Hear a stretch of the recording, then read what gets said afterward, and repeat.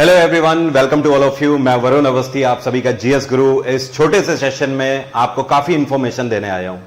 दोस्तों, आज का दिन है 14 जून और आज रक्षा मंत्रालय की तरफ से एक नई स्कीम जारी करी गई है जिसका नाम है अग्निपथ योजना। अब ये जो अग्निपथ योजना है ये बेसिकली डिफेंस की तीनों विंग्स के लिए लॉन्च करी गई है, इंडियन आर्मी, इंडियन एयरफोर्स और इंडियन नेवी। यहां पर नौकरी के प्रावधान है, इस योजना में क्या क्या चीजें आपको मिल रही हैं और आपके लिए एक बहुत बड़ा बेनिफिट बनकर यह निकलेगी योजना। आप में से ऐसे स्टूडेंट जो कि अभी तक यह सोचते थे कि किसी भी तरीके से कंट्री में सर्व करने का उन्हें मौका मिले, तो विश्वास मानिए एक गोल्डन अपॉर्चुनिटी आपके लिए बनने वाली है। आप में से बहुत सारे ऐसे स्टूडेंट जिन्हें मौका मिल पाएगा इस योजना के अंतर्गत इंडियन आर्मी, एयरफोर्स और नेवी में शामिल होने का। तो यहां पर यह जो स्कीम है, इस स्कीम से जुड़े हुए A to Z सारे तथ्यों के बारे में मैं आपसे बात करूंगा और समझाने की कोशिश करूंगा। यह जो योजना है ये आज ही रक्षा मंत्रालय के द्वारा लॉन्च करी गई है नई दिल्ली से, और यहां पर राजनाथ सिंह ने इस योजना को लॉन्च किया है। वहां पर आर्मी चीफ भी मनोज पांडे मौजूद थे। इसके अलावा Indian air force chief VR Chaudhary थे और एडमिरल R हरि कुमार भी थे।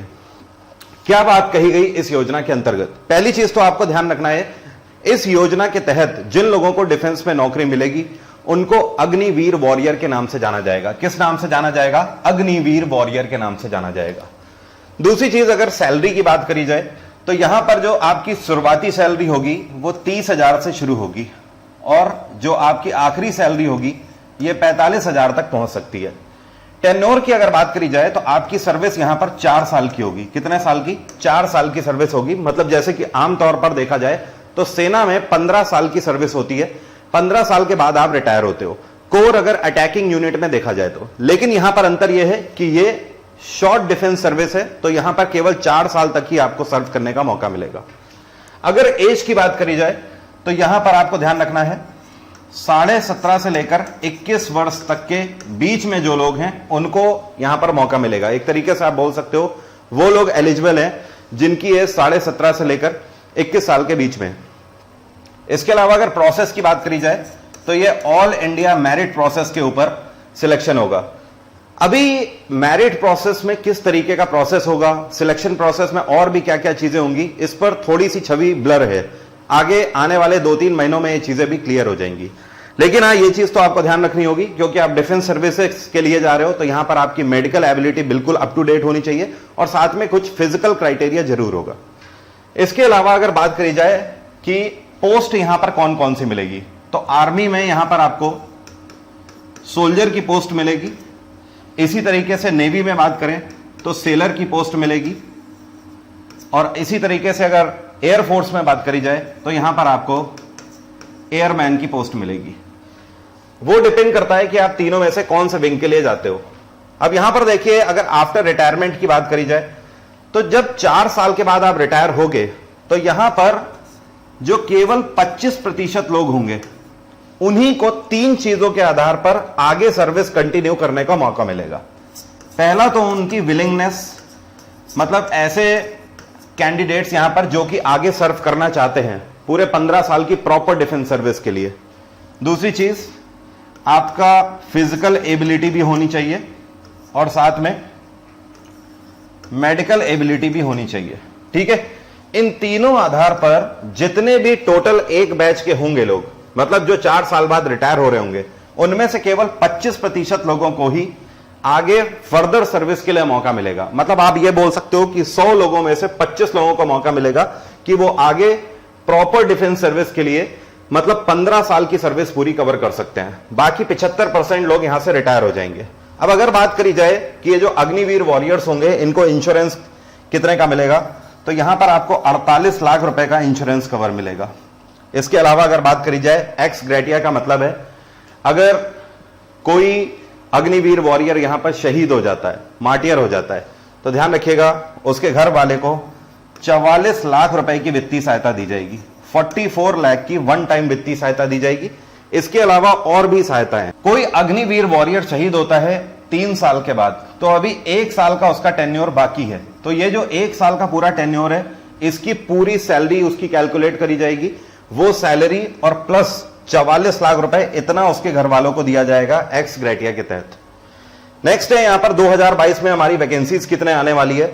तो यहां पर भारत सरकार ने क्लियर कर दिया है कि 44,000 वैकेंसीज इस साल के आखिर तक आ जाएंगी। तो 44,000 वैकेंसीज के लिए आप लोग यहां पर तैयार रहें। अभी देखिए हम लोगों ने यहां पर बात कर ली है लगभग सारी चीजों की, एक चीज अभी छूट गई है। यहां पर एक और क्लॉज की बात करी गई है कि अगर डिसेबिलिटी होती है, डिसेबिलिटी, तो डिसेबिलिटी के केस में क्या होगा। तो डिसेबिलिटी के केस में यहां पर 3 क्लॉज रखे गए हैं। अगर 100% डिसेबिलिटी होती है, या फिर 75% डिसेबिलिटी होती है, और या फिर 50% डिसेबिलिटी होती है।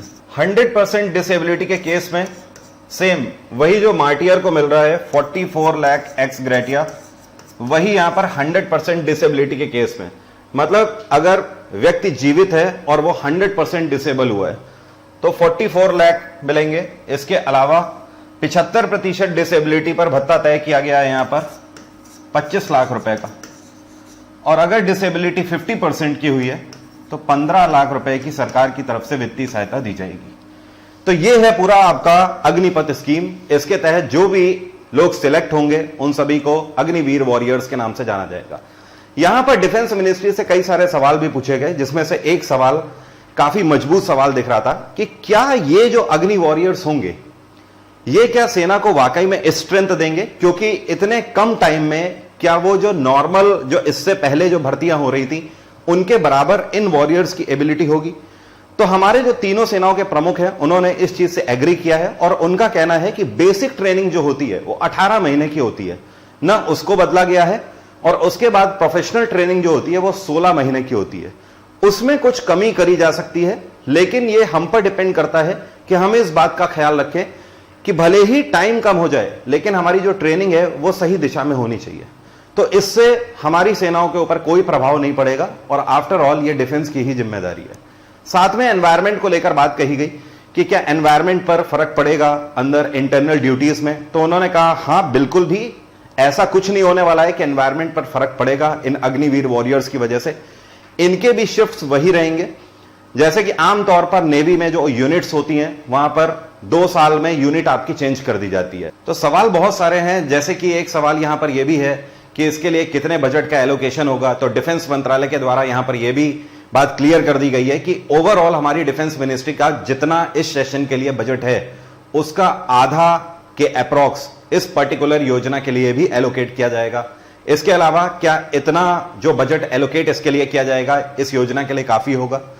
ये जो शॉर्ट ड्यूरेशन के लिए ये ड्यूटी डिजाइन करी गई है इस योजना के अंतर्गत, इसका जो रेगुलर ऑफिशियल्स हैं उनके ऊपर क्या फर्क पड़ेगा, ये ट्रेनिंग कितनी ज्यादा प्रोफेशनल होगी, ये ट्रेनिंग कितनी ज्यादा काम करेगी ग्राउंड लेवल पर, ये सारे सवाल पिलर्स की तरह खड़े हुए हैं, और आने वाले टाइम में देखने को मिलेगा कि हां किस हद तक डिफेंस मंत्रालय इसके ऊपर काम करता है। फिलहाल आप लोग तैयार हो जाइए, 44,000 वैकेंसीज या 45,000 वैकेंसीज इस साल आने वाली हैं अग्निपथ योजना के अंतर्गत। आप इसके लिए एलिजिबल भी होगे और अप्लाई भी कर पाओगे। इसके लिए क्या एलिजिबिलिटी क्राइटेरिया होगा वो मैं आपको फर्दर वीडियो में बताऊंगा ऑफिशियल इंफॉर्मेशन आ जाने के बाद। तब तक के लिए thank you so much, have a nice day, take care, bye bye, आपका दिन मंगलमय हो। और इस वैकेंसी के बारे में जिनको भी नहीं पता है आप उनको ये वीडियो शेयर कर सकते हो। Thank you so much.